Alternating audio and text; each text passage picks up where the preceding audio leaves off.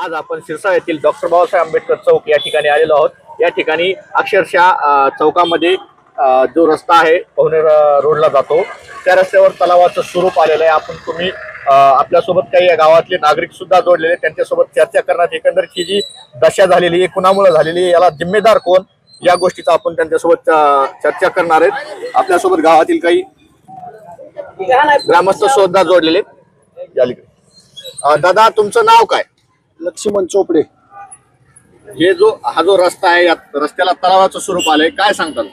काय सांगायचं, चालता येईना बोलतो ह्याच्यातून लेकरं पडायला शाळा जाणार आहे, शाळातून येते लेकरं पडायला लागले, त्याचे दप्तर। किती दिवसापूर्वी हा रस्ता झाला होता?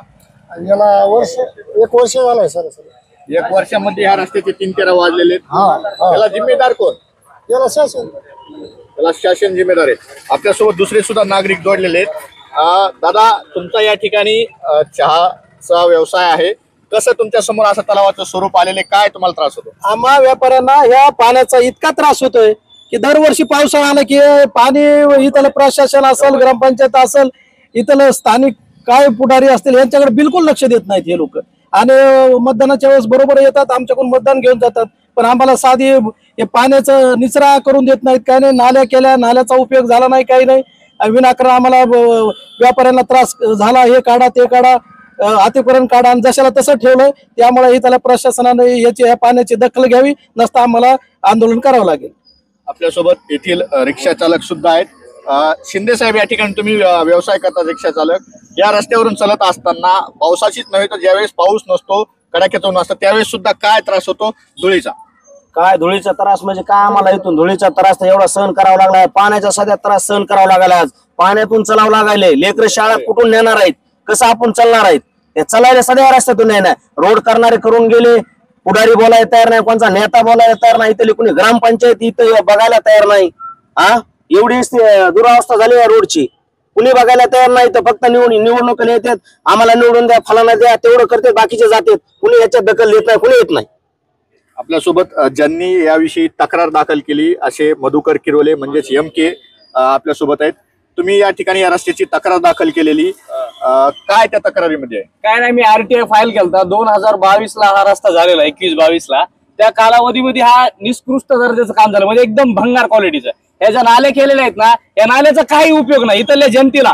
हे जे सरकारच्या टॅक्स मधून पैसे लावले त्या नाल्याला, या नाल्याचा काही उपयोग नाही, या व्यापाऱ्यांना नाही, या सिरसाळ्याच्या जनतेला आहे। आणि हे जो रस्ता केला, या रस्ता काय उपयोगाचा आहे तुम्ही सांगा मला? हा प्रचंड ढव आहे, तिथपर्यंत ढव आहे, आंबेडकर चौकापर्यंत पाणी साचतंय, इथल्या गल्लीतल्या लोकांना, भीमवाडीच्या लोकांना राहायचं कसं? लहान लहान लेकर आहेत, एखादा जर पडून मेलं तर याला कोण जबाबदार राहणार आहेत? एवढे मेंबर आहेत, 17 मेंबर आहेत, एक सरपंच आहे, एक उपसरपंच आहे, ह्यांचं काय करायचंय? ग्रामसेवक आहे, 4-4 गावाचं काम करायला लागले, तर इथे करा ना तुम्ही, थोडासा हातभार लावा। सगळे मेंबर इथून वागतात, ग्रामसेवक वागतात, मंडळ अधिकारी इथूनच वागायलाय, तलाठी इथूनच वागायला, त्याचं काम आहे किंवा तक्रार दाखल करणे किंवा काम करून घेणे। आता नागरिक आम्ही आहेत, आम्ही काम धंदे सोडायचे, काही असले काम उपसुब्ध करत लावायचे, तर त्यामुळं मी आता RTI फाईल केलेला आहे, आजच सेकंड अपील करणार आहे जाऊन। आणि ते जे काही या निष्कृष्ट दर्जाचं काम झालंय या बाबतीत त्यांच्यावर केस आणि कारवाई सुद्धा करायला लावणार आहे प्रशासनाला।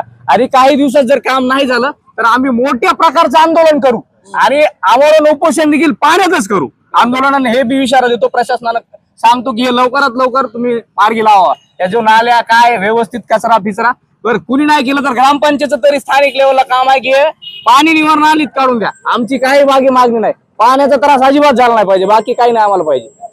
आपल्यासोबत दैनिक लोकांचे पत्रकार मिलिंद चोपडे सुद्धा आहेत। एक म्हण आहे की घराची का अंगण सांगते, तसं गावाची का हे चौक सांगतं, परंतु हे डॉक्टर बाबासाहेब आंबेडकर चौक आहे, या चौकामध्ये अतिशय जे रस्त्याला तलावाचं स्वरूप आलेलं आहे, काय सांगाल? गेली 3-4 वर्षापासून या ठिकाणचे ग्रामस्थ, या ठिकाणी ह्या भागात राहणारे लोक याचा त्रास सहन करत आहात। गेल्या 4 वर्षापासून ह्या रस्त्याची अवस्था अशीच आहे। जसा हा रस्ता बनला, तो अत्यंत निकृष्ट दर्जाचा रस्ता बनला। या ठिकाणी पाऊस पडल्याच्या नंतर तलावाचं स्वरूप येतंय आणि या ह्या घाण पाण्यामधून या ठिकाणच्या नागरिकांना रहदारी करावी लागते।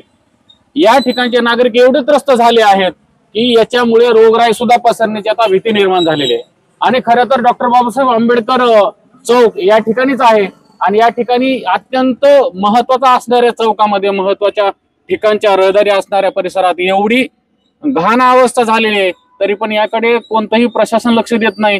खरं तर आता ही जी जबाबदारी आहे ग्रामपंचायतने ही जबाबदारी घेणं आवश्यक आहे. कारण हे जे घाण पाणी दिसत आहे ह्या पाण्याचं व्यवस्थापन, या ठिकाणी साचलेल्या पाण्याचं व्यवस्थापन, ह्या पाण्याची विल्हेवाट कशी लावायची हे ग्रामपंचायतनं ठरवायला पाहिजे. सरपंच असतील, सदस्य असतील, गावच्या स्वच्छतेच्या आणि विकासाच्या मुद्द्यावर ग्रामपंचायतनं एकत्र यायला पाहिजे. या ठिकाणी असणारे पंचायत समिती सदस्य, या ठिकाणी असणारे जिल्हा परिषद सदस्य, या ठिकाणी असणे तलाठी, ग्रामसेवक, या ठिकाणाहून जाणारे तहसीलदार सुद्धा ह्याच पाण्यातून जातात. परंतु हा रस्ता करावा किंवा या पाण्याची विल्हेवाट लावावी असं कोणालाही वाटत नाही. कारण या ठिकाणची व्यवस्था आता निष्क्रिय झालेली आहे आणि म्हणून वरिष्ठ प्रशासनाने किंवा कलेक्टर साहेबांनी याची दखल घ्यावी असं मला वाटतं. ग्रामपंचायतचा निवळ ढिसळ आणि भोंगळ कारभार असल्यामुळे ह्या पाण्याची दुर्दशा आहे. प्रवाशांना जाण्याला आणि येण्या जाण्यासाठी त्रास होत आहे. याची ग्रामपंचायतनं सध्या काळजी घेण्याची गरज आहे.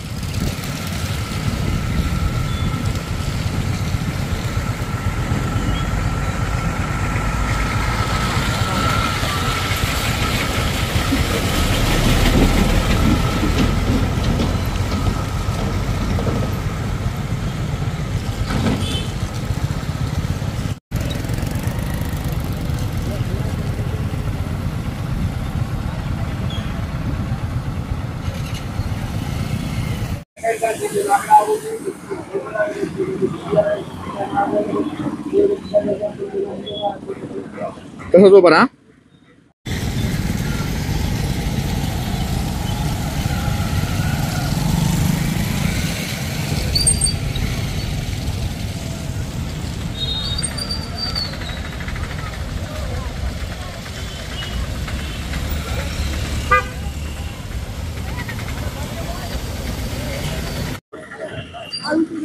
बाबा